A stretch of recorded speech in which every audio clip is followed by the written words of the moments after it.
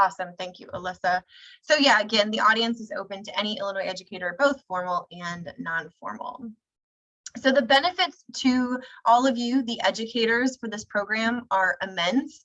There is program support all along the way. So anytime you are feeling challenged by a step in the process, or you are really hunting for a resource that you can't find, or you need to connect to a local expert, or you just have a general question, that is what we are here for. The EAI staff, myself and Kelly, along with our Earth Force facilitators that we have throughout the state, and the Earth Force staff are all here to really work this project with you, and kind of be in this process with you. So anytime you have a question, that's what we're here for. So lots of program support. You also are going to have access to free professional development and resources. So coming up right away in October, and I have those dates here on a slide coming up, I think, in just a minute, but we're going to have an full Earth Force training online, and that's one of the opportunities that any RISE educator, so if you are like, yes, I'm in, I'm committed, I want to do this project, you're going to fill out our interest form, and once we have your name on that interest form, you're going to get free access to that full Earth Force training, which is a pretty incredible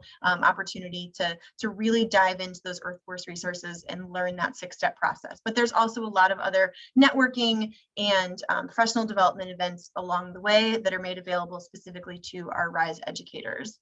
There's a state network of RISE educators. We're building that as we go, but the folks that participated in the program last year are in that network already. And there's also a national network. As I said, there's educators in Colorado and Montana that are also going to be doing this work this year. And so there are events where all of those educators are brought together to really talk about what's going on, and what projects are their students doing, or what difficulties are they having. Especially last year, we had a lot of educators going in and out of virtual settings, and being able to tap into that national network was really helpful to kind of troubleshoot and figure out what are the best ways to do this in a virtual setting. Of course, we have local experts and industry leaders to assist with your research along the way, and even project implementation. We have volunteers just chomping at the bit to offer classroom presentations, or to be interviewed by students, to help think up projects. They fully know that this is student-led, so they shouldn't step in and take over, but they're ready to offer advice and suggestions, or give guidance to the students whenever the students need it.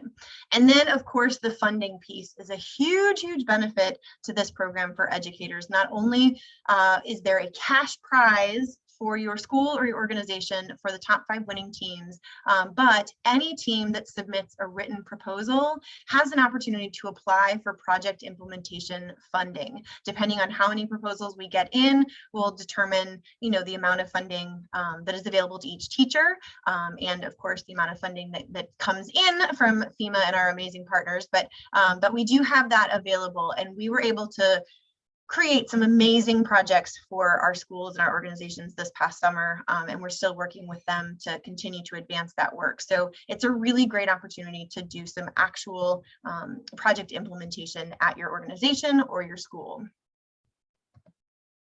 Benefits to the students. Of course, natural hazards and natural disasters are not really a topic that gets touched on in a lot of educational settings. So increasing our understanding of these things and how they impact our community, I think, is a really important aspect of this project. I certainly know when I was a young student, you see them all the time. Growing up in St. Louis, that river was constantly flooding. The Mississippi, I remember 1993 was a huge flood year. We actually housed some volunteers that came up from down south to do sandbagging and all of that work. But I didn't really understand what flooding, how it happened, or what it meant, or why do they call them all 100-year floods, but they seem to happen every 2 years. Like understanding all of that information and how the impact of these natural hazards, what you can do to our community is a really important aspect of this program. Experience in environmental issue investigation and solution research is also a huge benefit to this program. Again, that utilizing that Earth Force process is a great way to help your students walk through how do we look at these issues and really dig in and investigate them, do inventories of our community and what we, the positives and the negatives of what's going on. Really looking at all of those things is a great benefit to the students. They get experience in developing real life solutions to those problems, really coming up with, okay, what can we as a class or as individuals do to either better prepare ourselves or mitigate these issues when they do happen. Increased efficacy in civic involvement. A lot of young people are getting more and more interested and active in wanting to be problem solvers. And so this process really gives them the confidence to know that, yeah, the little actions that I take can make a difference and my voice matters. Teaching young students how to speak to power is really an important skill. And then recognition. You can see the picture on the screen. That's one of our teams from last year, getting that banner to be able to hang up in their school or at their nature center, that says they were a finalist in Rise Challenge Illinois, and being recognized for that effort is a really important part of this program as well. Any questions so far about kind of the introductory part of this process? Kelly, it doesn't look like you haven't cut me off to ask a question, so I'm guessing nothing's come in through the chat. You're all good. Awesome. So when you're thinking about taking this on and doing the Rise Challenge with your students, there's kind of a real process to it. And what's really neat about this is it's really open-ended as to how you utilize this process with your students. You could do 3 or 4 of these steps all in one big meeting. It could be broken up all throughout the school year and you kind of tackle a piece at a time as you have time. If you run, an eco club, it could be, one topic each monthly meeting. There's lots of different ways that you could, wrap your students' minds around these different steps in the process. But basically, you're going to start out just discussing natural hazards. And we're going to actually do that as a group here in just a minute. But you're just going to get them thinking about the natural hazards that might impact their community and what that feels like, what that looks like for them, what have they noticed. Then you're going to define the community. And this might happen totally organically as you're discussing natural hazards. But really defining what do we mean by that word community and what does that look like for us is a really important step in the process. Then you're going to start investigating those issues that the students seem to be most interested in, kind of really digging deep, doing some inventories, and really learning a lot about those natural hazards and natural disasters that do have an impact on the community that they've decided to focus on. Then you'll start drafting a proposal, something that you want to look at. Actually, my graphic is out of order. How did nobody notice that when we were looking at this? So this is out of order. I'll have to correct this. But after you investigate, then you're going to research your solutions. You're going to dig deep into one of those issues and start looking at what can we do to make an impact on that issue. Then you're going to draft your proposal and develop your project. And then you're going to, once you submit your proposal, the judges will look at that, give you some feedback. You'll create your summit presentation from that. You'll attend the summit where, again, they're going to compete against other teams. They'll answer questions live from our judging panel. And then we'll have they'll get their scores turned around right away, have the award ceremony, and have our top teams honored. And then project implementation is kind of that final fun phase. Like I said, there is funding available so that educators and students can actually get to see their solution come to life. Again, this timeline is super flexible because it's really up to the educator to decide, okay, how long do I think my team is going to need for each one of these steps in the process. But for the most part, this fall, like I said, we're going to have that professional development workshop for those that are really interested in learning more about that Earth Force process and really wanting to utilize that in their implementation of the Rise Challenge. That's going to occur on October 5th and 7th from 4 to 6:30. And then, so that's available to you guys all for free this fall. And this fall, you would also want to be building your team. Who am I going to be working with? Is this going to be in a formal classroom or with a scout group that I run or at my nature center? You know, where am I going to build a team from? And then winter 2021, 22 timeframe, that's when you're going to start digging in and having some of these discussions, doing some of this investigation and research work with the students, really allowing them to lead, you know, take the lead on where the direction of the research goes. Then for the spring, that written proposal, that first step for the summit is due on March 18th.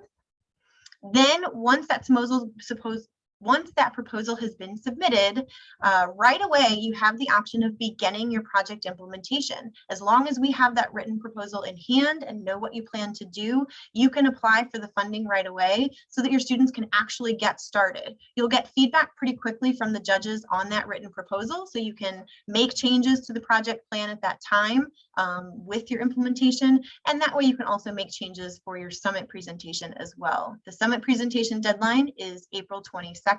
And then we're hosting the summit this year or next year on May the 4th of 2022. We haven't set a time for that. Last year it was the middle of the day, but we're expecting to have a much more teams involved, many more teams. So we might have to move it later to the afternoon, but that's sort of to be determined.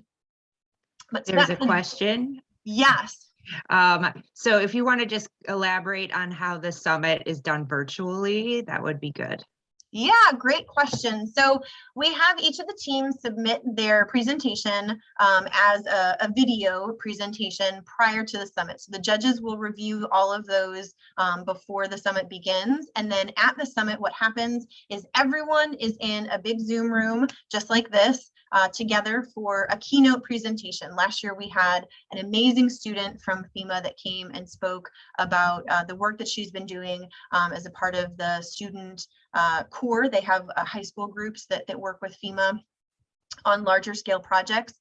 So she came and kind of was our keynote. We had an opening address from a director over at the FEMA Region 5 office and kind of just a welcome. And then we sent the judges and myself and another staff member into a breakout room. And all of the rest of the student teams stayed in the main Zoom room, and they got an opportunity to watch each other's presentation proposals and kind of chat. They did some FEMA trivia and just kind of had a fun sort of summit experience in the main room. And then at different times, each team would then be sent into that small breakout room with the judges to do a live Q&A. And so the judges each had an opportunity to ask the students one question, and the students answered right there in the Zoom room live. And then once their Q&A was done, they would go back out to the main room. And we did that for all 5 of the RISE teams. And then once the Q&As were all finished, everybody went back into the main room. We had a great presentation on student action projects and environmental action civics from Vince Meldrum, who is the head of Earth Force. And then we jumped right into our awards ceremony and honored the 5 teams with the places that they had won. So it's a pretty quick event. Like I said, last year it was just a 2-hour summit for the students, but that's how we're kind of planning it again for this year. Because this is a statewide initiative, we really think it's really in our best interest to keep it in a virtual setting, because then it makes it so much more feasible for teams from around the state to actually participate and be present at the summit. Having to get everybody to Springfield or Chicago or someplace else in the state for an in-person summit might really restrict some people's participation. So we're going to stick with a virtual summit, I think, for 2022. That was a great summary. Someone wants to review and reflect on your presentation. Can you make that available to the people when you're done? Yes, absolutely. We will have the PowerPoint and the recording both available following the meeting. Great question. All right, so in this process with students, you're going to start out by discussing natural hazards. And when I was recruiting educators last year, one of the big things that I heard, especially from scout leaders and homeschooling moms, was, I don't know anything about natural hazards. How in the world would I lead students through this? Like, why would I take this on when I have no idea what you're even talking about. And I think it's really important to know that there's no experience or expertise needed in this topic area. You just have to start by having a conversation. And we provide you with so many resources and so much guidance along the way. We really do try and make it as easy as possible to dive into this. So I wanted to jump over to our website and just kind of show you some of the things that are available. So this is our RISE Educator resources page.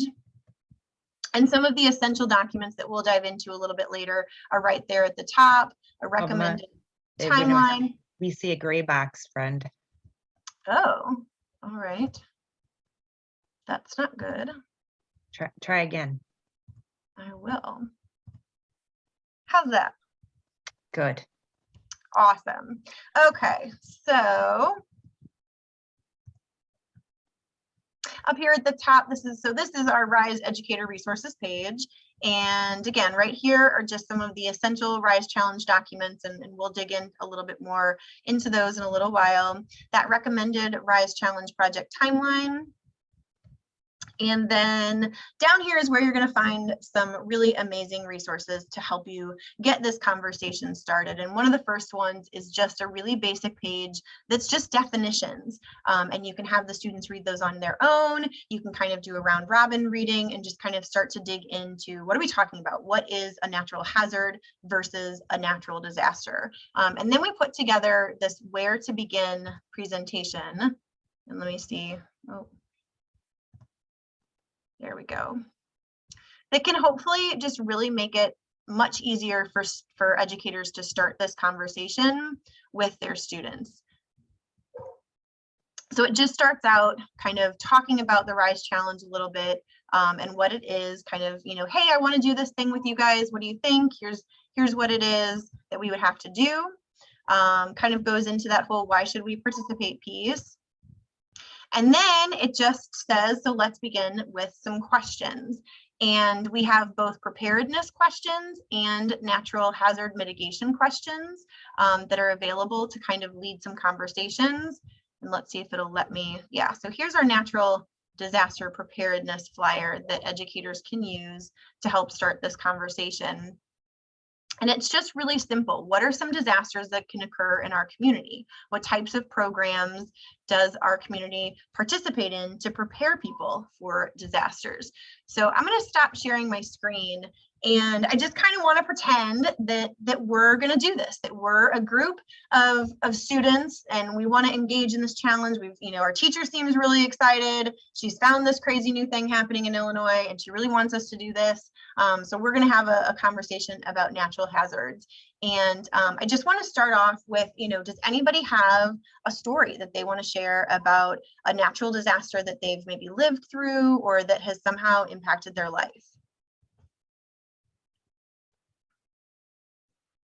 I was just going to say that just the other day, I live in Colorado actually, and we had a major mudslide after fires that just wiped out the major highway that goes east to west in Colorado, and it looks like it will be weeks before it's finished. So we're dealing with some really significant travel issues and connection issues, and people in those areas are having a really difficult time. So that's front of my mind at the moment. Yeah, that's super interesting because it's like the initial hazard was the wildfire. Mm-hmm. That initial wildfire turned into a large scale wildfire natural disaster. And then an aftermath of that is almost like a secondary hazard, with flooding and mudslides. Mm-hmm. Yeah, absolutely. So Trisha said flooding, hail, mudslides, and wildfires. Mm-hmm. It's a lot.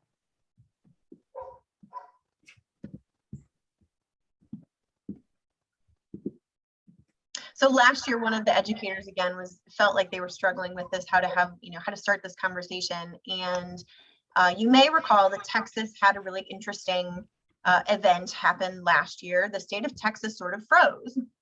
Like literally they got cold and they froze, and then they started losing power. And so you had all these people stuck in their homes without power. and it was freezing. And, you know, what could they have done to prepare for that? What would that look like? You know, what does it look like in your house when you lose power? Or if we were all at school or at church or at our nature center and the power went out, what would happen? What would that look like? What would that feel like? Why do we lose power? Why might that happen in our community? And depending on the age of the students, you know, you can tweak these questions a little bit to be slightly more advanced or slightly, you know, more simplified. But just having a conversation around like, okay, so we lose power. What does that mean? And if it's just for an hour, is that big of a deal? But what happens if it's for 3 or 4 days? What does that look like for our life or for school? How would that impact us? What are some things that maybe we could have on hand to make that easier? And just really starting these conversations as a group can really be very eye-opening for students. Obviously, one of the biggest natural hazards that we have in Illinois is flooding. So, you know, getting the kids to start to think about that, and not in terms always of like a major river flooding, but also just like if we have a big rain event, where does all that water go? And do you ever notice puddles? Like, you know, are there areas maybe in your yard or at school that the water sort of sits there for a little while, for a few days? Why does that happen? You know, is that a problem? Is that something we should look at? So again, just really simple, basic conversations can lead to, you know, these investigations that we're talking about, really digging in and figuring out like, oh yeah, that's an issue. It rains and then we can't use the playground for 3 days because there's these massive puddles sitting there. You know, it's connecting those things that students sometimes don't always think about. And then, well, how can we fix that? You know, what would that mean to fix it? So lots of different ways you can take I would say if you haven't seen I put the link in the chat too, but if you haven't seen the presentations from last year's Rise, the first place folks are in Chicago, and they just were like observing alleyway flooding and basement flooding and things that were real in their life. Like, oh, my aunt's basement flooded and my neighbor's this flooded, and they kind of built their project off of that. It was really, really well researched and really interesting. But a great example, I think, of the inventory of just like, it starts with just those questions and what are you seeing and experiencing in your community? Yeah, and again, we don't expect you to come up with these questions. We have, you know, documents right there on our website that lay out all of these questions and follow-up questions. Again, the definition, so that, you know, if a kid says, well, I don't even understand, you know, what's the difference between preparedness and mitigation? What are you talking about? It's all laid out right there for you, just to make that super easy to facilitate. Okay. And jump back. Abby, do you mind if we pause for just a moment? Because this is I wanted to address a question in the chat real quick that was about like, if we had 20 applicants, would it be like a 10-hour summit or something? So 2 things really quickly. Every single project is eligible for implementation funding. Every single project that's submitted, and you know, there's some guidelines around that and stuff, but every project can get money to do to implement the project. But not every project will necessarily make it to the summit. So we do kind of like a top thing. Got it? Okay. And the top, I think this year it's like the top 5 or 10. I'd have to look at that again, but we're hoping to get lots of submissions, and then we'd have our top finalists that come to the summit, and it'll probably be around that 2 hours. I don't see it being like a 4-hour event. So yes, good question. And if it's a 10-hour event, nobody's coming. So thank you for that. I just wanted to pause there for a second. Yeah, and again, this is our second year doing this, so you know it's going to kind of be a learn as it grows process. But if we have a ton of really great proposals, there may be a way for us to do, you know, like poster sessions, or still be able to highlight some of the amazing work that students are doing, even if they're not one of those top 5 you know, that are actually presenting at the summit, just because again, that recognition piece and honoring the students' time and the work that they did is so important for all of the students to feel that and be recognized. And we did that in Colorado last year, had a poster session. And so, yeah, everybody gets implementation and everyone will get some kind of recognition likely. And then we'll have our top finalists at the summit. Yeah. Okay, so defining community. We think it's really important to make sure that the students have a really good sense of what their community is. And depending on your circumstances, you know, the school, your students, your own capacity and interest level, you can define community in a lot of different ways. So it could be as singular as the students' homes. So if you're talking about, you know, major storm events, looking at the preparedness or, you know, mitigation strategies within a student's own home. It could be the classroom, like the physical inside the classroom is the community that you're going to investigate and research. It could be the whole school facility, the indoor area. How prepared is our indoor school for, you know, a different natural hazard?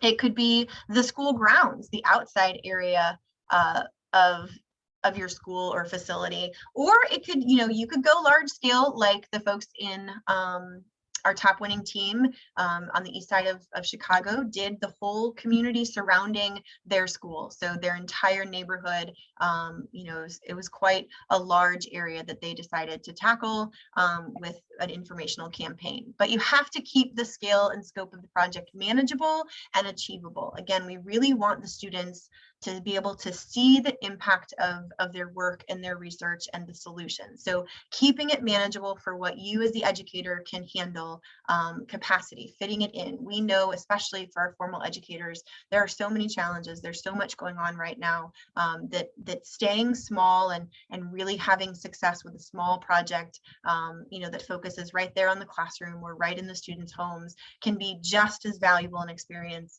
as going big, especially, you know, your first time tackling a student-led project. It can be much better to start small. Process over product.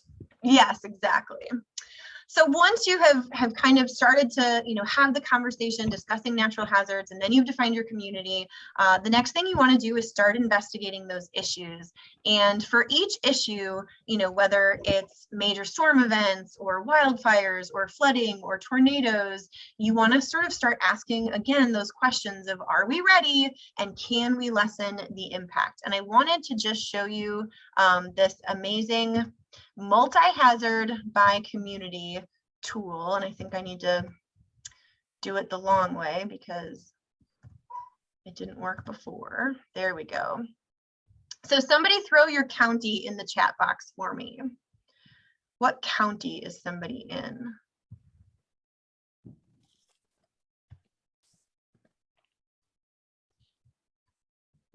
So DuPage, Cook, DeKalb. Okay, so let's go. We'll go with Cook County. Cook County, Illinois. So this is the multiple hazard, natural hazard index for US counties. And we've zoomed in on Cook County. Now, if you go over here to the left-hand side of this website, this little I button, that's your About button. So this is going to give you kind of all the instructions, all the background information for how this website works and what you're looking at, what these colors mean, all that good stuff. And I'll throw the, Kelly, if you can grab the link for that or maybe I can. It's on our website on those RISE Educator resources, but I will find that and throw it in the chat box for everybody.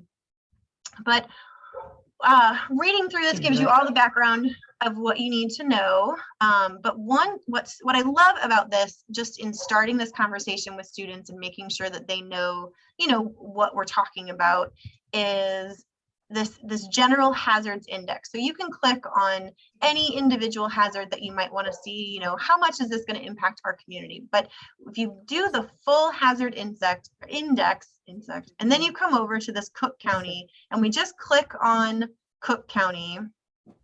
Hopefully you all can see that. It's blocked by my Zoom chat box, but there we get our hazard index. So there's the name of our county, the state. Our index number is 14. So we're a kind of an orangish red color. So the blue, the bright blue, is sort of the lowest category, then the light blue, then this orange color, and then a much brighter red. But then it lists all of these hazards that might impact US counties and kind of tells you exactly which ones have the chance of impacting Cook County.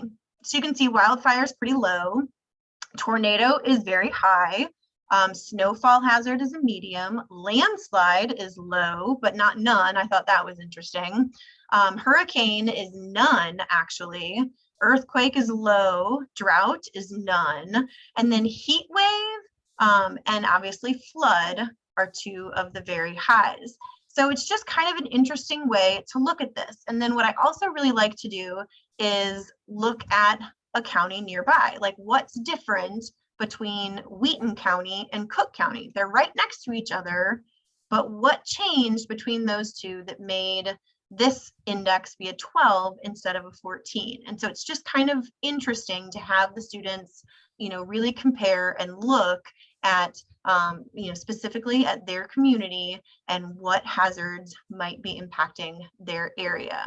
So if we zoom out, the other thing I wanted to show you on here was if we go out much further and take a look at Illinois, you can see there's one of those dark red areas. And as most could probably guess, that is our poor little Rock Island County that gets flooded out almost every year. And their flood hazard is very high. Again, heat wave is very high, and tornado is also very high for them over in Rock Island. But then they also have several mediums and a couple lows as well. It's one of the only red counties that we have that is a very high. You can see there's just over the border into Illinois down there by St. Louis, another one right on the Mississippi River down there, and then down at the very southern tip of our state as well. So not too many states are in that real high red index category, but we do have a couple. So this is just one really advanced tool that I think is a great way to really, again, start this conversation with your students, engage them in research about natural hazards, and really be able to see what kinds of things might impact our community. Oh, I think Kelly threw the link up there. Thank you so much for that. Okay, so we're going to jump back.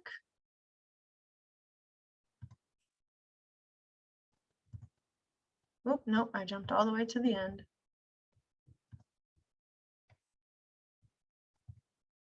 Okay, so once you've really dug in on the natural hazards, the next thing is figuring out how are we going to investigate these. And I'm going to turn it over to Alyssa, and she is going to walk us through some of the amazing materials and resources, activities that Earth Force has available to educators to kind of help with this investigation inventory phase of the program. Cool. So would you all just in the chat, just how do you collect data or information when you and your students want to know something, or just if you're not in the classroom or something? Like, what do you do when you want to know about something? I mean, feel free to put in the chat or come off mute, whatever you prefer.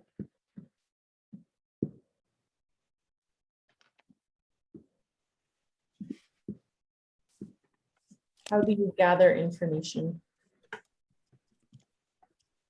Invite a specialist. Yes. Good one. I'll give it a second. I was just told in a session I was reading or running the other day, the reminder that some people are slow cookers and some people are microwaves. And so I try to give space for slow cookers. And Kate and Rhonda, thanks for your messages. You're messaging me directly. So if you would just change that to everyone so they can see your great ideas there. I also have to just pause for a minute to give a huge shout out to Trisha Kearns, who's in here, who I'm so excited to see, who's been a mentor in Colorado Rise and now just moved 2 days ago to Illinois. And so Trisha, I'm so pumped that you are here, that you're there in this, and then also in Illinois. And so yeah, so we might be able to, we'll see if we can get her comments occasionally, but she's a great resource. Hi, nice to see you. Welcome to Illinois. I can't say welcome because I'm not there, but I'm in my unpacking attire. I'm kind of disastrous, but Justin told me about this, so I'm super excited to bring what I know from Colorado to Illinois into my new school. And for those of you who have never done this before, It's so amazing, and I'm happy to be a resource for all of you as well. I'll put my email in the chat. Awesome, Trisha, thank you.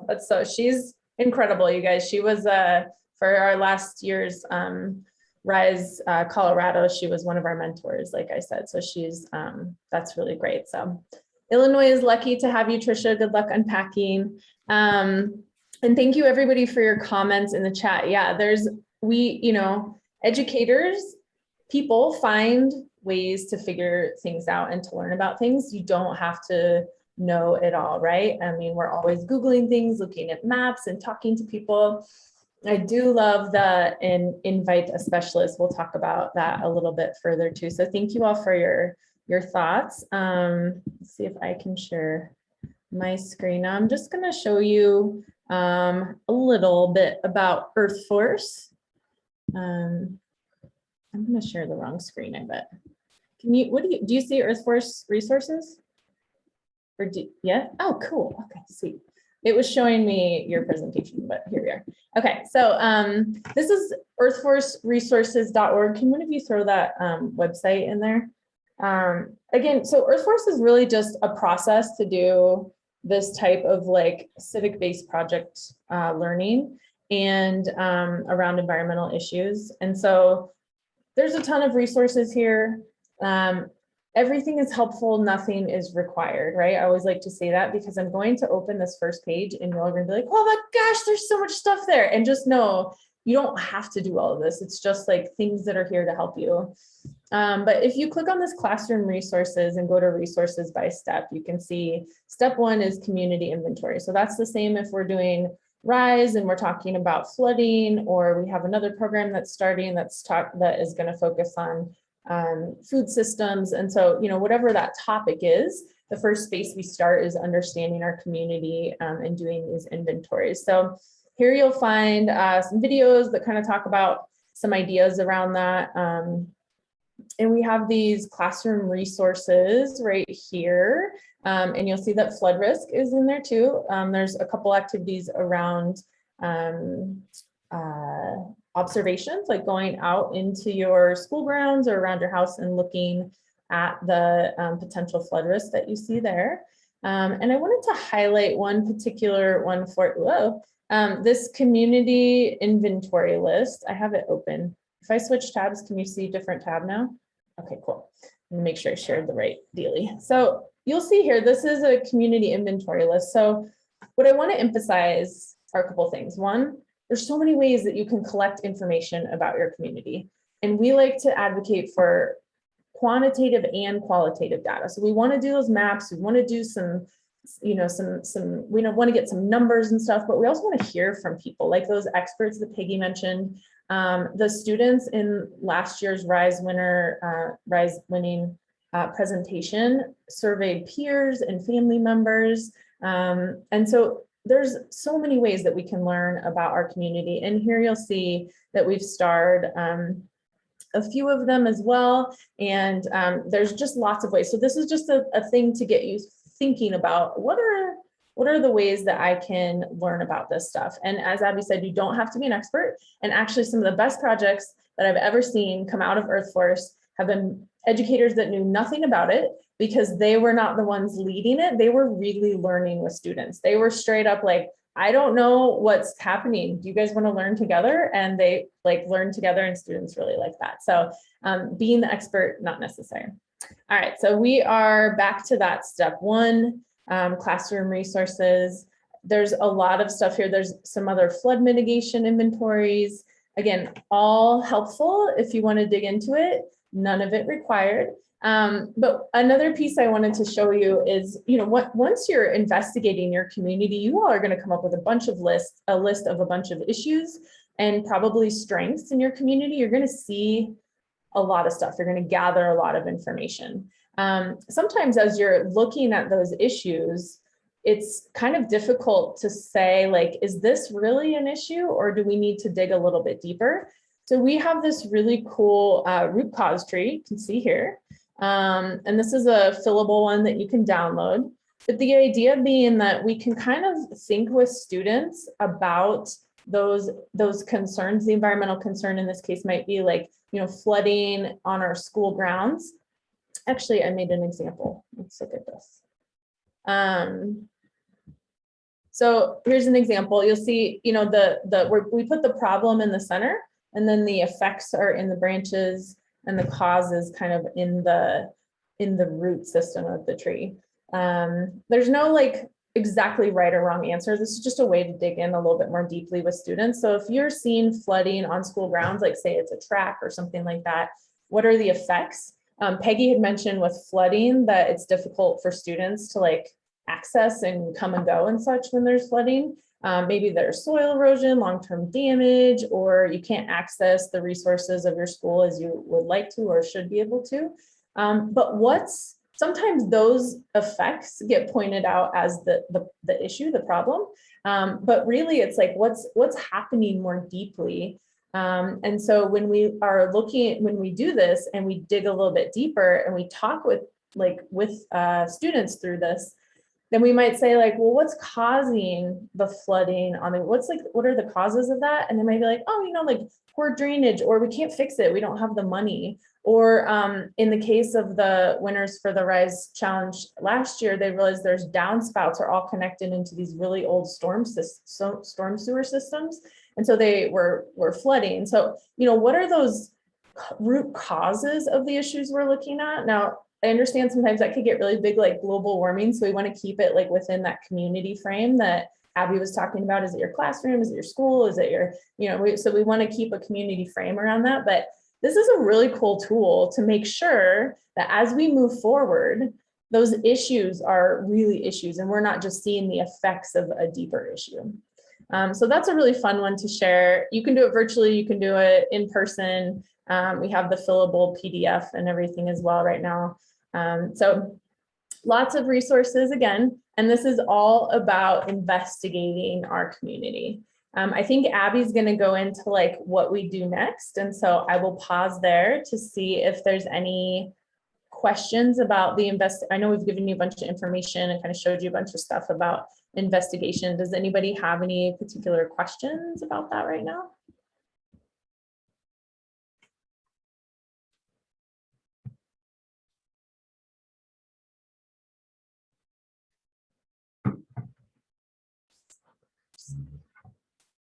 Okay, cool. If you do, throw them in the chat, okay? So yeah, so tons of resources to help everybody understand. Oh, somebody said, oh, sending me, sorry. I should have made my screen bigger there. If you couldn't have seen, go check out earthforceresources.org as it was put in the chat, and go check out step 1 for yourself. Yes, absolutely. So as was mentioned before, some people said we'd talk to an expert. And again, that's one of the perks, one of the benefits of this program is that we can help connect you with those experts. We can find those floodplain managers in your community, soil and water conservation district folks from FEMA that can help advise. Your students can have access to do interviews, have a site visit where somebody might be able to come to your school or classroom, or do a classroom presentation for you. And this investigation phase should end with the students really having a good grasp of whatever the issue is that they're most interested in, and kind of all of those effects and those deeper causes, right? But this phase is not about finding the solution. This is just all about the issue. So we don't want the students to be thinking, 2 steps ahead. So, well, how do we fix this? Or this is how we should fix this. This is all just about getting to finding the issues or finding the things that they're concerned about. And what's neat about the Earth Force process is that you might have a divide in the class. There might be some students that are like, I really want to think more about power outages and severe storm issues and what we can do to be more prepared for that. And you might have more students that say, no, we really need to tackle flooding in our community or flooding in our classroom. I want to really look at flooding and that issue. And walking your students through a democratic process of how to decide, okay, well, which one of these things can we do, and voting and that whole system is another valuable aspect. And again, there's Earthforce resources to help with that process.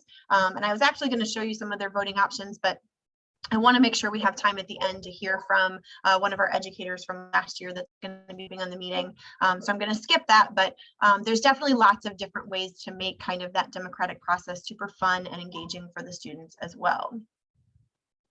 So once you've selected that issue, then you're going to start digging into those solutions. And again, we have a ton of resources available for all of the educators to really be able to dive in and figure these things out. But really quickly, before we start taking a look at some of these, I am going to go ahead and just pause this for a minute because it's almost 6 o'clock. I want to give people a chance to just stretch their legs, have a quick bio break. So if you need to step away for a second, we're going to come back. I'm going to say about 5 minutes. So on my clock, right now it is 5:53. So at 5:58, if we can come back to our screens, we'll jump back into the presentation. But I just want to make sure that everybody has a chance to stretch their legs.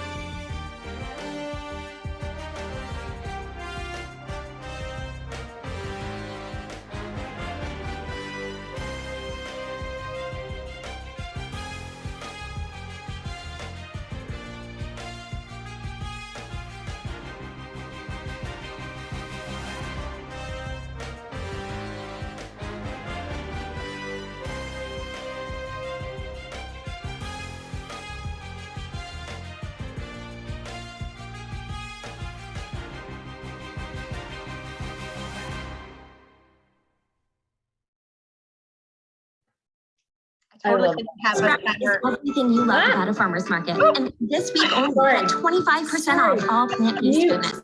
Right, 25. Oh, I totally didn't have a timer queued up. So thank you so much for that, Melissa. That was very fun.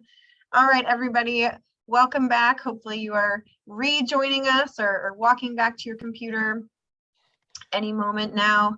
But thank you all again for being with us here this evening. I'm going to go ahead and share my screen again so we can jump back in to our solution research. So just like investigation, the solution research should really be student-led. And there's two obviously big areas in that when you're talking about natural hazards and natural disasters where you can really focus your attention. And the first one is on how prepared are we for this situation to happen? So if a tornado were to come, how prepared are we? And looking at the solutions around preparedness.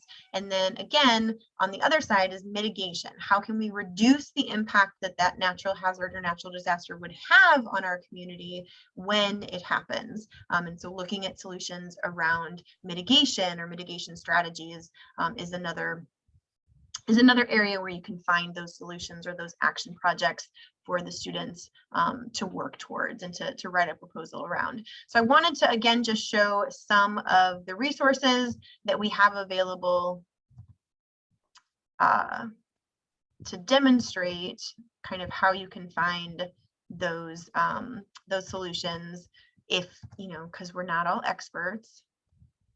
And of course it's gonna be challenging to find it. All right, so we're gonna jump over to our RISE Educator resource page. And down here at the bottom, a really great educator from Earth Force told me the other day that my website needs to be reorganized. So it's a project on my to-do list, and we're going to actually have all these resources much more fleshed out in a way that makes sense with the process that we're asking the educators to do. So kind of, you know, the same process that we're going through tonight, we'll have all of these resources laid out so it makes a bit more sense. But I wanted to dive into some of these FEMA youth resources that you see here, and it can be as simple as like playing a game with the students. They have all of these amazing resources and tools around preparedness that students can do, from activity books to actual games, a build a kit game that's around, you know, having an emergency kit on hand and what would that look like for your community, your home, or your school. And so walking through the students through these online games and activities can be a really great way for them to think about natural hazard preparedness. There are also Illinois, the FEMA Illinois office has some monthly preparedness topics. So there's different resources and things available for the students to dive into on preparedness, specifically for hazards that impact us here in Illinois. And again, on the mitigation side, there's a whole section on the FEMA website about mitigation strategies. And so walking your students through some of that information, you know, giving them an assignment or having them read about some of them. And again, on the local level, you can take a look at some of the biggest hazards that pose threats here to Illinois and some of the mitigation strategies that our experts here in Illinois would recommend. So lots of different resources here that are fun and engaging, different activities that FEMA has built out that are ready to go for your students to really dive into looking at those solutions. And then once they've really found a solution or something that they're interested in, whether it's on the preparedness side or the mitigation side, there are resources and ways that you can guide your students through that conversation of developing the project and really thinking through, you know, some of those solutions. What can we do, and how can we really make an impact on this issue within our community? So now we get to the nuts and bolts of the actual RISE project. And again, we have all of these resources already laid out for you. But the first step is once they've done all of this great research and they've defined their community, they've come up with their issue that they want to really dive into, and they've done the research, and then they've put together the solution research, you want them to start compiling this information into a proposal. And I wanted to go ahead and show you some examples of our proposals, a couple of our proposals from last year that I just think really stand out because they're so different. So this first one is just written in a paper. You guys can't see that, can you? Nope, not at all, Abby. Okay, let's try that again. I was looking at it on my computer. All right, so this one came from Cumberland High School, and this was a high school biology class, and their topic was on flooding on their campus, and the project title they came up with was Absorb It. And so they were building out basically a rain garden to collect the water that was pooling in different areas on their campus. And they just simply took all of their research. They did an introduction, what's the issue or concern, the proposed solution, the resources that they needed, their budget, and then a conclusion. So it's just 2 pages or maybe 3 pages. So it's really, yeah, 3 pages in a paper format, and this was the proposal that they put together. The other proposal I wanted to show you is from Shiloh High School over in the Champaign-Urbana area, and they also were doing a rain garden project. They had some severe flooding on their school grounds that was really impeding the use of their blacktop facility and different areas on their school property. And they put theirs together in a PowerPoint style, and they actually did their introduction as a video. So they started out introducing the problem themselves, their community, through a video.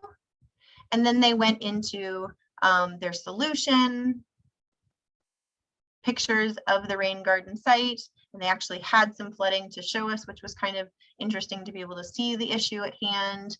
They had the students lay out what the rain garden would look like and kind of what plants they would put in the different areas to absorb the water. Again, they included their budget,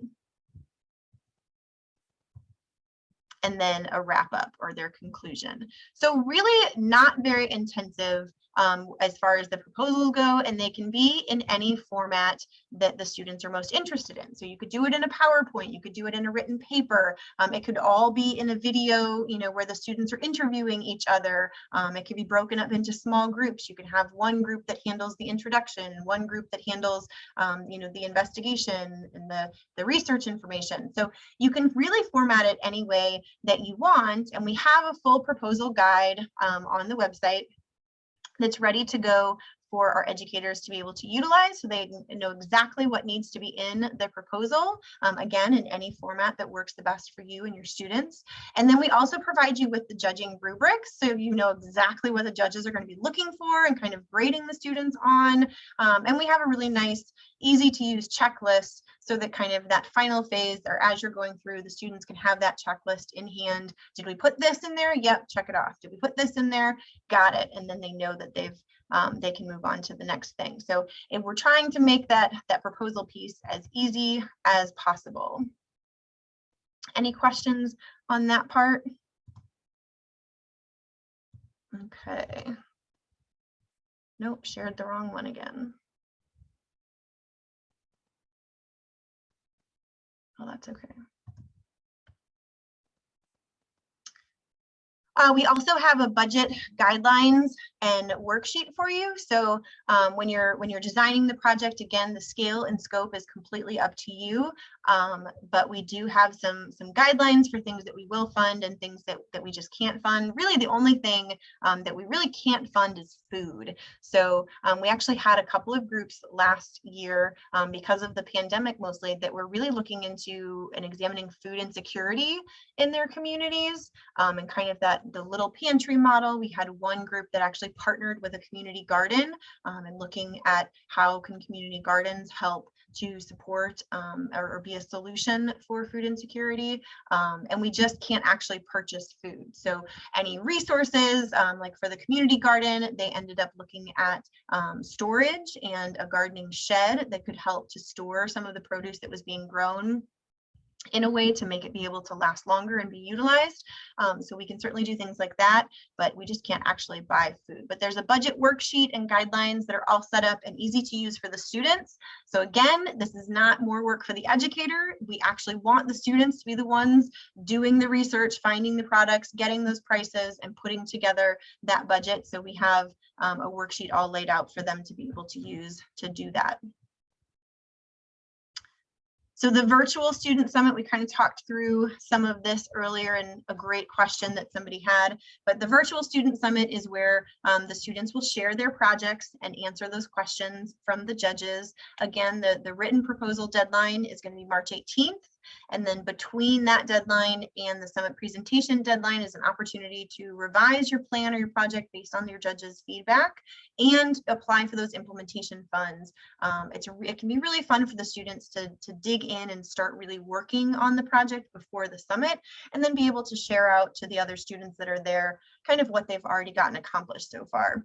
And then that summit presentation deadline is going to be April 22nd in 2022, and the Rise Challenge Summit for next year will be on May 4th. I did want to take this opportunity to show one of the summit presentations. I think, yeah, we have plenty of time.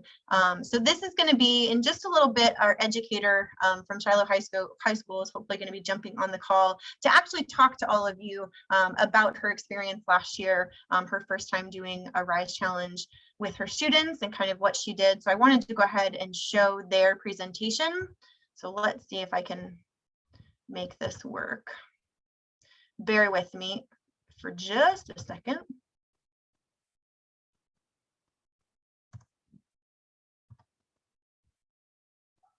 Shiloh Class of 2026 Frank Garner proposal.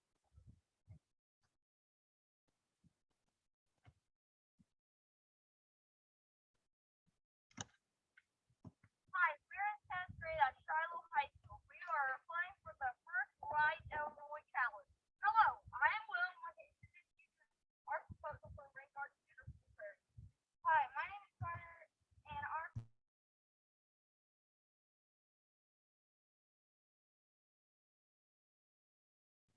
Abby, I'm not hearing anything now. Illinois and looking nice place, but it's a little small. We are a pre-K through 12th grade school with around 400 students. The playground is nice, and we have a picnic. Hi, this is Katie. The prairie that is behind us is often flooded because all of the runoff runways from the blacktop in the parking lot. A lot runs down this driveway into the prairie. This particularly behind the prairie sits between two of our bus bars. It is made it to where we can't enjoy the prairie. For example, we were not able to have the haunted parade that we usually do in October. The haunted picnic is done in late October, and if it rains too much, this part of the prairie is not used for most many students. It's one prairie during the fall and spring. We would like to turn this area into a rain garden and put rock in the driveway to keep the soil from running off. We will plant native flowers and grasses that tolerate more moisture and can be that can be wet for a longer period of time. We hope to put in this garden this spring, weather permitting. Thank you for listening and enjoy the rest of our presentation.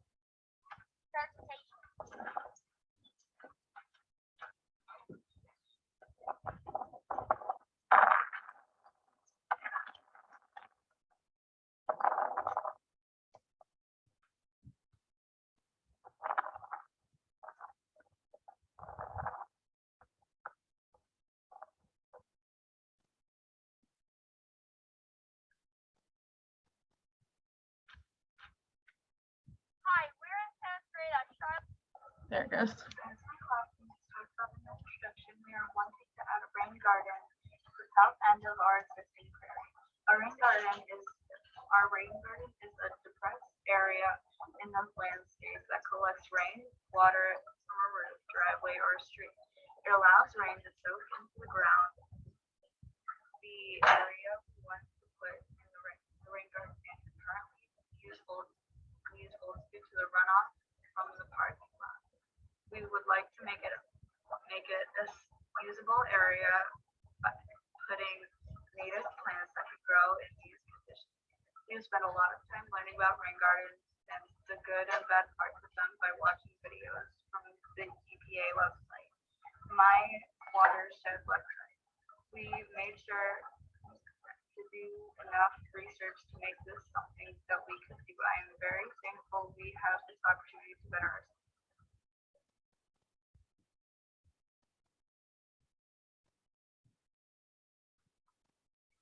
The pictures below show where the runoffs of the driveway leads. This will also be where we will put 3 inches of rock from where it starts to the edge of the clear. Next picture that is shown is the picture of the prairie after a hard rain that has caused it to flood again. Thank you for reading the solution and for giving us this opportunity. I've spent several class periods looking at native prairie websites for different plants to include our garden. We were specifically looking for plants that would be able to tolerate wet soil conditions and full sun. We would like plants to be in bloom from spring to fall. Our school is in the middle of the cornfield, so an extra bonus would be that the plants are deer resistant.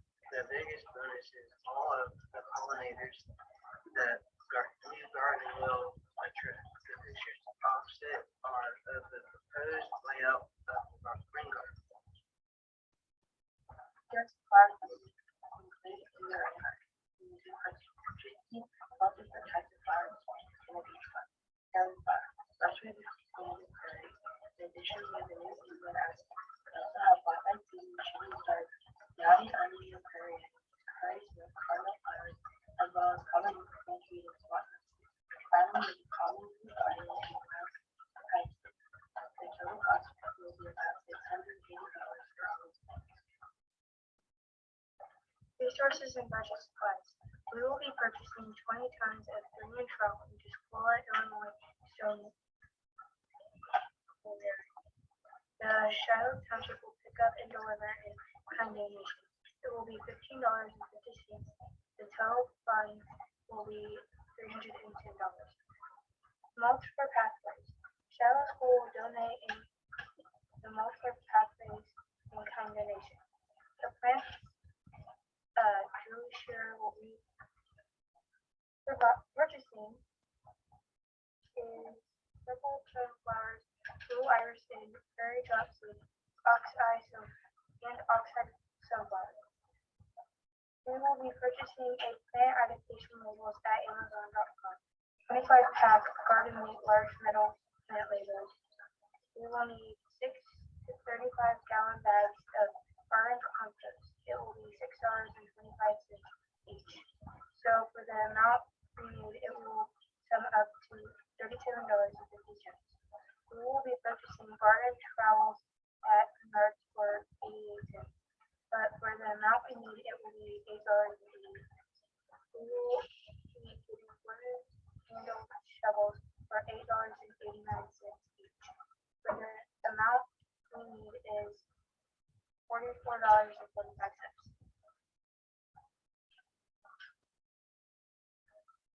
Resources and budget total. The total amount for the plants is $681.10. For the supplies, the amount will be is $425.83. The total budget of the rain garden is $1,106.93.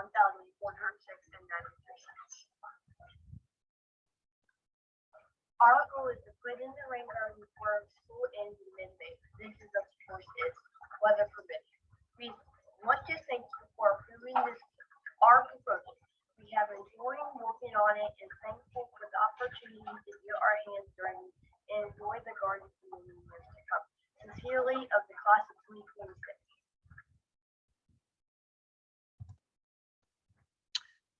Awesome. So that was one of our 5 projects. Hello, everyone. My name is Anna Weinberg. Hold on.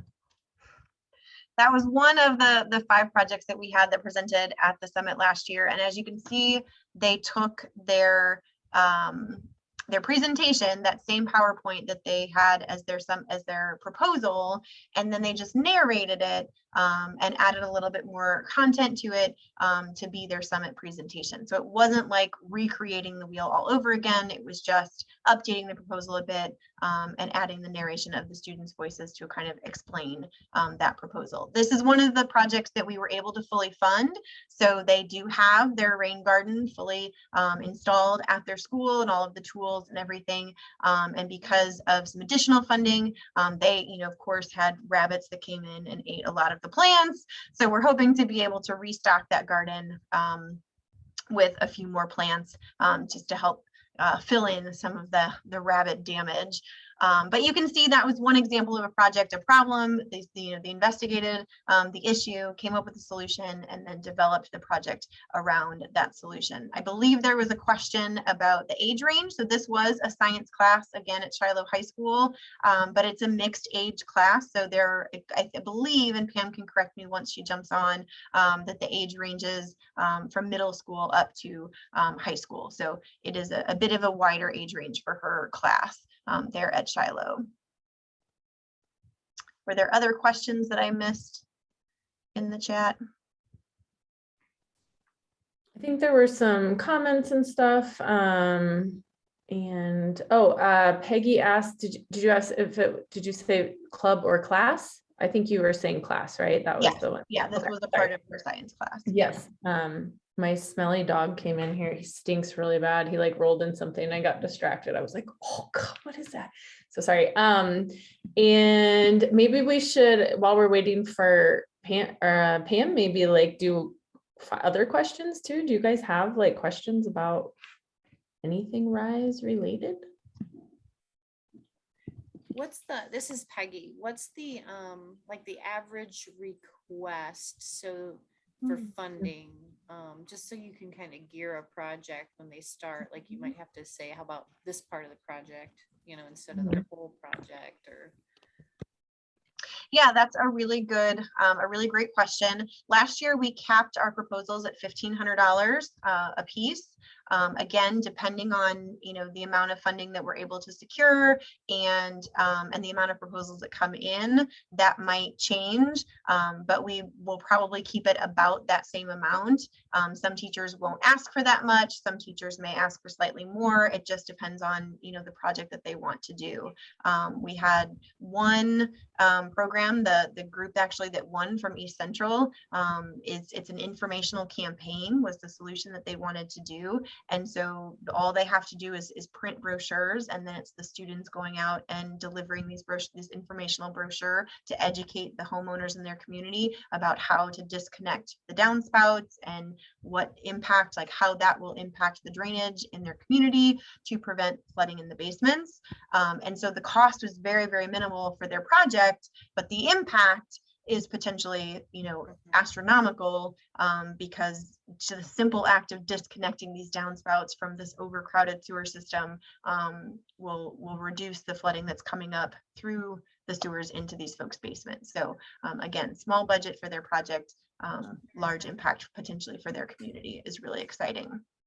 And the way that the funding works, just to tap into this a little bit, and we'll have other sessions like this when we get further along in the process. So if you are really engaged and really excited about this, but totally confused about the proposal piece or the summit or how it all works in the end, we'll dive much more into kind of all of those things later on in the winter, early on in 2022.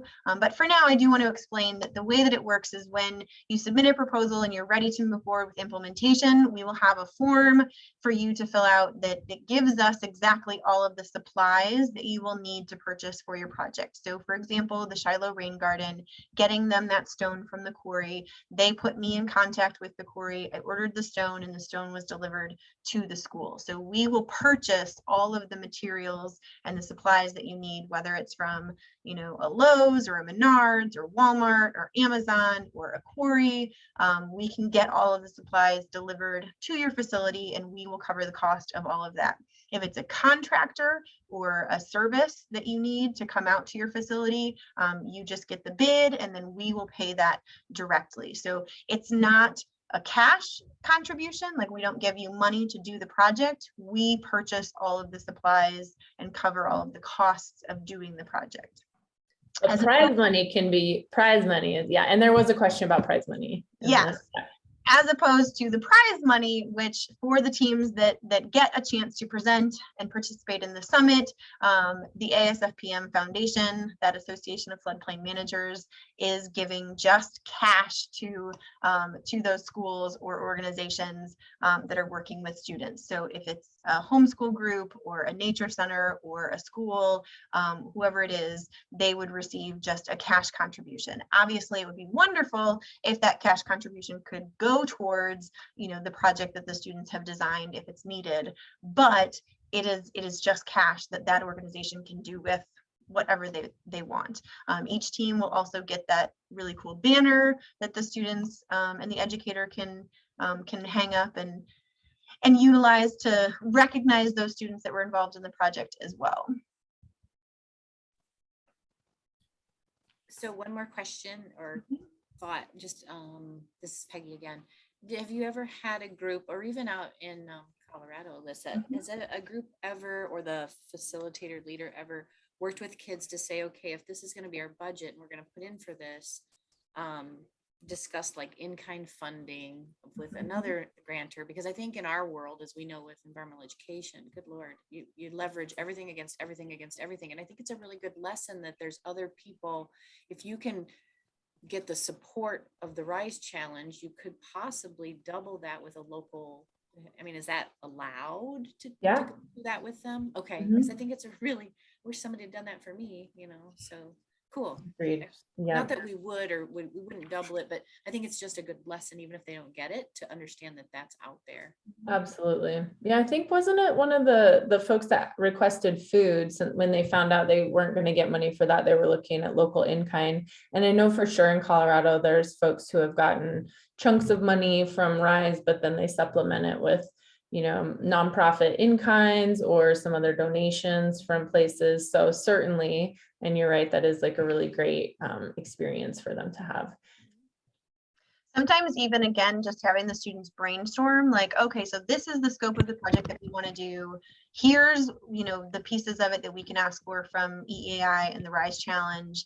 But could we go to the PTO and having the students share the same presentation that they're doing for RISE Challenge, presenting that, to their school parent teacher organization, or to, if it's at a nature center, to the friends group or to the board of the nature center. And you just never know what adult or what organization might really see these students shining and hearing that they have this passion and this interest, and step up and donate to help make their solution possible. You could have some really powerful contributions to help with support that. EEAI also has our member grant program that would be available to any RISE educators that are also EEI members. You could apply for funds through our grant program as well to support your project. So that would be another funding opportunity that would be available to the students. Oh, and Trisha just mentioned that Vince from Earthforce sometimes has money for projects. I don't know how Vince would feel about us throwing his name out there, but it's always worth a shot. Vince is really great about connecting people when there's there was a really big project in Colorado this last year. And he's really great when those big projects come through about, when there's leftover money, not him personally. Ray, thanks for the clarification. But like helping to connect the dots and find the resources to support that. He's a champion for sure. Yeah. I was going to mention too, Abby, you had the deadline for proposals, but I think we should mention that proposals could come in any time before that though, and that when they come in, you can get implementation money right away. So if you're working with a class, you could almost do like a fall class and a spring class and implement different send in your proposal and get implementation money for both, and then be able to do the action before the summit. I think that is a really powerful leverage. Basically, if you come in and you're like, hey, we've done this project, not just we're proposing it, but we proposed it, here's our action, and sharing that is really cool too. So you can submit, there's a deadline, but you can submit anytime before and get implementation money to start your project. So there was a question in the chat to me. Kelly asked me if I wanted to talk about how this aligns to state standards. And since I have never been a formal educator in Illinois, that is a weakness of mine that I don't know. I'm not as comfortable with NGSS and our state standards. I know Pam worked this project in, Pam Evans, who was the educator at Shiloh, who hopefully will be jumping on any minute. She aligned this seamlessly with her curriculum that she already had, and I'm going to ask her about that when she jumps on. But I would throw that question back to this group. I know there's some amazing educators in this room. Can you think of ways that this project could be interwoven with the state standards? Yeah, Trisha put in that there's an NGSS state standard around natural hazards. So that's pretty straightforward. And Yeah, I think that there's some like science cross-cutting concepts that talk about the scientific process, which is kind of what is developing when the students choose an issue and then create the solutions. But Pam is on, so I'll be quiet. Welcome, Pam. We've kind of wrapped up the presentation. They did get an opportunity to watch your students their summit presentation, so they have an idea of the project that the students did. And we were just somebody had asked a question about, you know, aligning it with the state standards and kind of implementing it into a classroom, which I know you had a unit within your classroom that you utilized RISE with. So I'll let you jump in and introduce yourself, and then just kind of share a little bit about your RISE experience. Okay. Well, my name is Pam Evans. I teach middle school science at Shiloh, which is in Hume. We did the RISE Challenge last spring, started probably March-ish, and I tied it into a weather unit. We studied all things about weather, and then I tied it into the RISE Challenge that way. Severe weather. Because of COVID, we couldn't take field trips. Our school is comprised of 6 really small towns. So this year, when we do it this year, we'll look at things from each of the towns, but last year we could not. So there was a gully in our parking lot that was flooding part of our prairie. So we chose to do a rain garden, which you saw. And that's kind of, so the kids in this case really didn't get to choose what they did, which, and I'll tell you a little bit about my class too, which to me makes this so impressive for them. My class, it's really small. There were 20 kids in the class, but about 40% of the kids in that class are special ed. Some of them can't even read. So they're pretty low. And then of the rest of the kids, maybe 3 or 4 meet standards, you know, can get a meet. So it was a really low class. So I was kind of hesitant to put them out there. But I tell you what, I put them in groups, and they each group had a task, you know, and we had some trouble with some of the groups. So we kind of had to regroup, but the kids handled that very well. And they were quite impressed that they got to go to the summit. And one of the boys that I chose to speak at the summit was one of the special ed kids. But I had noticed throughout the year that he took a lot of pride when he had to get up and speak in front of his classmates. And I guess he told the special ed teacher, he said, this kind of broke my heart a bit, because he told her, he goes, doesn't she know that I'm one of your kids? But he did such a good job. He came to school, he got a new little haircut, and, you know, he dressed up and looked nice. So I was very happy with what they did. So that's kind of how we did it. This year, we're going to do it again. I'm going to tie it to weather again. I just went to Project Atmosphere through American Meteorological Society, so I have a lot of new ideas for that, and how to really tie this in even more with what I think your true purpose is of RISE, is to get them to think about, you know, severe weather and how those things beyond the rain garden, I guess I should say.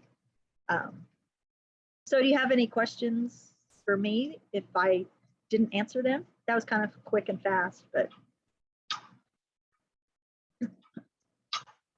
Can you talk a little about how your class chose the issue, and then what other issues did they suggest? Well, we really didn't have any others because we couldn't take field trips because of COVID, and we couldn't go, I'm sure there are some which we'll probably discover this year when we do it again. So we kind of had to go with something that we knew about at school. So yeah, I think this year it'll be a lot more finding a different problem, because we fixed that gully in the driveway or in the parking lot. So the water's no longer pooling there. So that was a good improvement that they got to make to school. But unfortunately, we didn't get to look at several different options during that. Can you talk about where in that process then you gave over some choice or helped them, gave them some, because it sounds like you were pretty limited on your issue piece and things like that, but were there ways along the way that you kind of promoted that student voice and choice and stuff? Well, they're within their different groups. They the one group got to design what the layout would look like of the garden. So I gave them great big paper, and they had to measure it out. I told them how big it was, so they had to do that.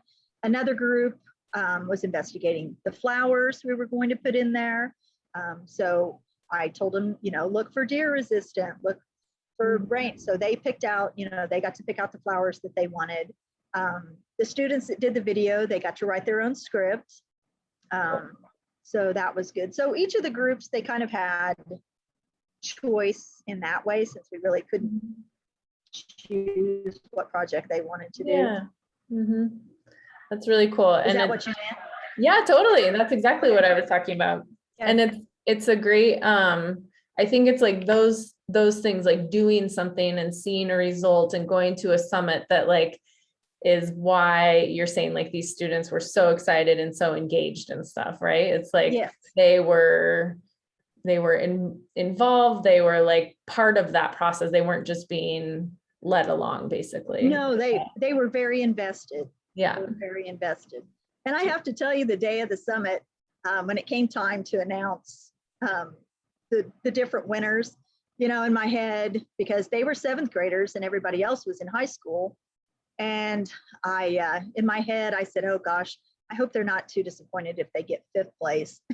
And then they didn't get 5th place. So I thought, well, 4th place is okay. And then they got 3rd place. So that was super for them.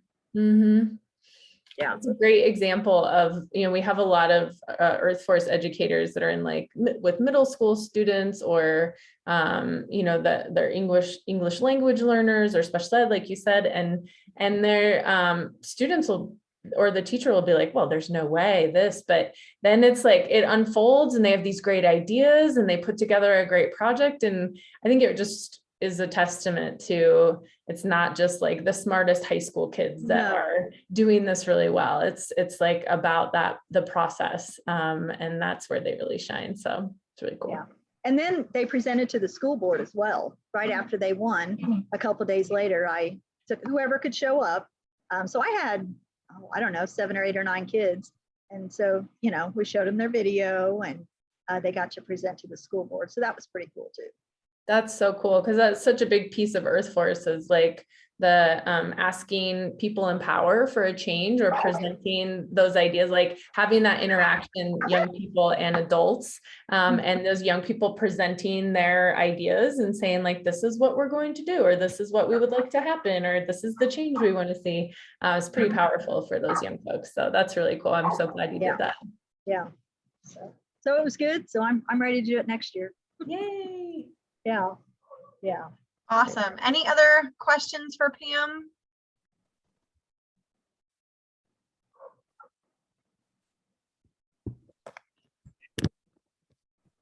Well, thank you so much for sharing your story and sharing your students with us this past year. I'm excited to engage with them again, hopefully in the spring.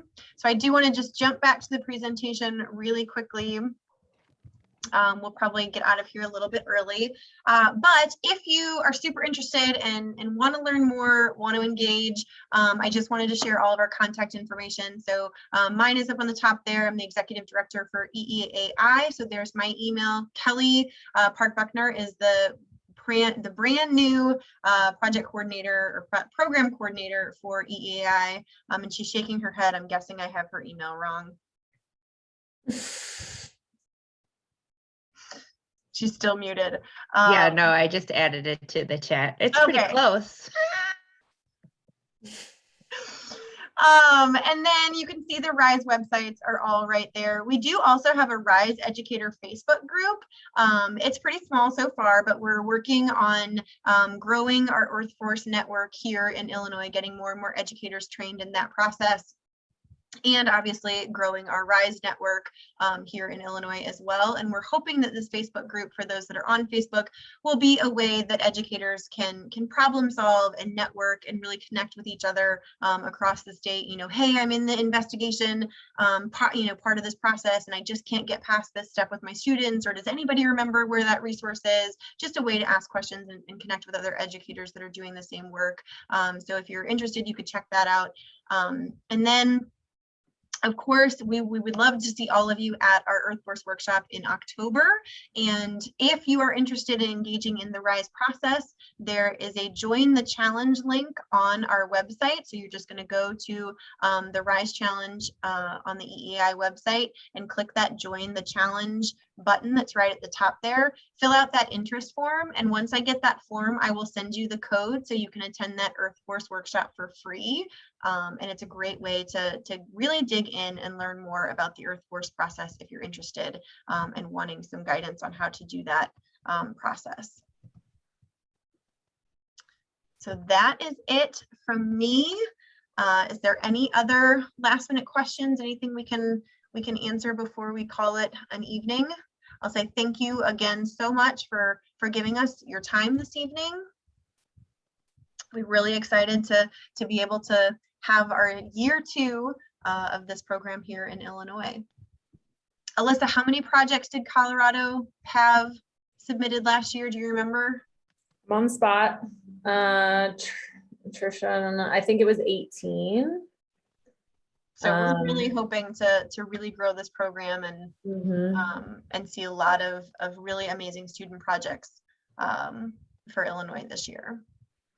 Yay. Yeah, that would be great. And there's just so many resources, everybody. There's great resources, there's great funding, there's great recognition, we just hope that you see all of those benefits too. And yeah, Trisha's so excited that you are in Illinois now. That's so cool. So yes, awesome. Awesome. All right, everyone. Well, thank you so much again for being here. Enjoy the rest of your Thursday evening, and hopefully we will see you at the Earth Force workshop or on Facebook or at another EEI event coming up soon. Thanks, everybody. Special thanks, Pam, for coming. Yes. Really appreciate it. Take care, all. Thanks for all your time, you guys. Thank you. Yep. Bye, everybody.